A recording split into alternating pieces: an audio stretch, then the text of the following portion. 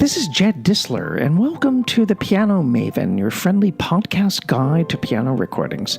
Consider subscribing to The Piano Maven through our Substack page, and I've provided a link for you to do so in our episode comments. I've also provided a link to my gramophone blog about the 17th Van Cliburn International Piano Competition, where on one of the performance-free days, I offered a reflection about the late pianist Alexei Sultanov, who won the 1989 Cliburn Gold Medal at the age of 19. After his Cliburn victory, Sultanov found himself to be an overnight sensation, and he was thrown into a maelstrom of press events, television appearances, and concert dates. His galvanizing daredevil style polarized critics and even the Cliburn jurors, but it certainly excited his audiences.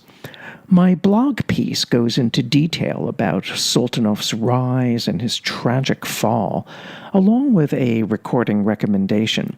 So I do hope you will read this blog entry because it will provide a little bit of context about the recording that I'm going to talk about now. Sultanov's Cliburn victory resulted in several commercial releases that he made for the Teldec label, including a pairing of the Tchaikovsky First and Rachmaninoff Second concertos with Maxim Shostakovich conducting. Then there was an all-Chopin release with the 4 scherzos at the center.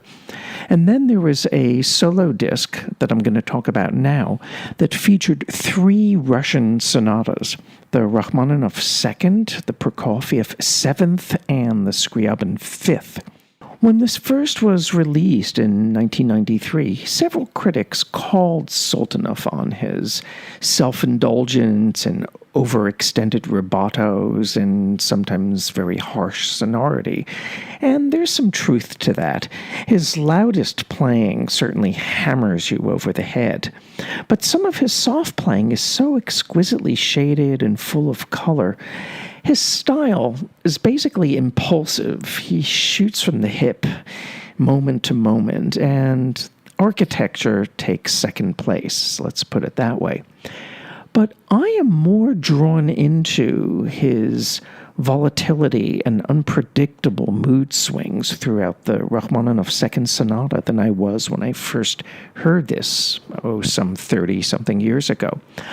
Some of the fast downward runs have a kind of rocket ship kind of scintillation that reminds me of Vladimir Horowitz or even Alexis Weissenberg. And those big leaping chords in the finale, man, Sultanov just nails them to the proverbial wall. He plays the original 1913 edition of the sonata, by the way, which is longer and more diffuse than Rachmaninoff's 1931 revision, which is the one we usually hear these days. Now, the pianism is all over the place, but Sultanov does take you all over the place as a listener. I kind of like this, and it's grown on me hearing it a few times after a long period of not hearing it. The Prokofiev Seventh Sonata does not have that absolute rhythmic center that you get from pianists like Vladimir Ashkenazy or Maurizio Pollini or Sviatoslav Richter. But there are a lot of cool local details of voicing in the first movement when the thematic material goes back and forth between the hands.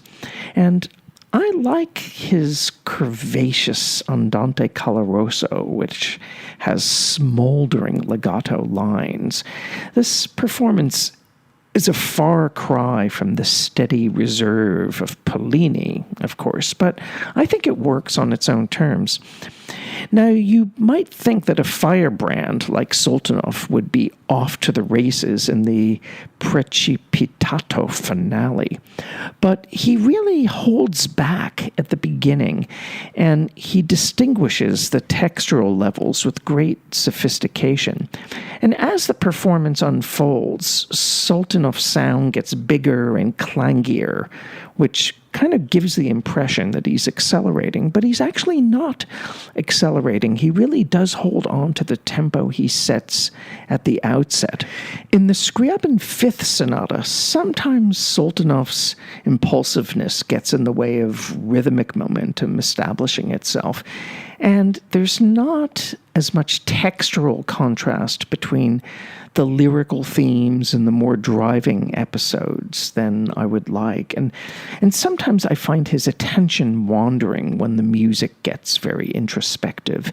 He doesn't really pull you in the way that Horowitz does, or Richter does, or Ashkenazi, or Marc-Andre Hamelin, actually.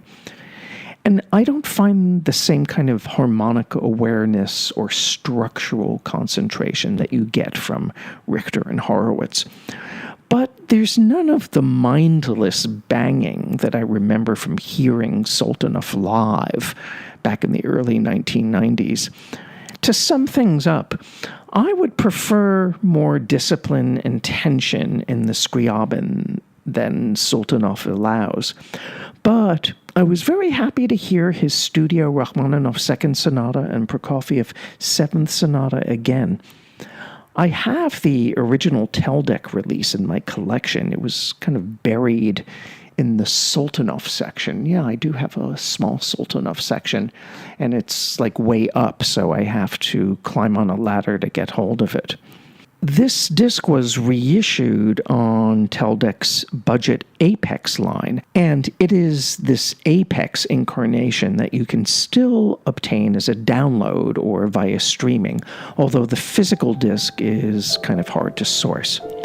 This is Jed Disler, and you've been listening to The Piano Maven, your friendly podcast guide to piano recordings. Take good care until we meet again for our next episode.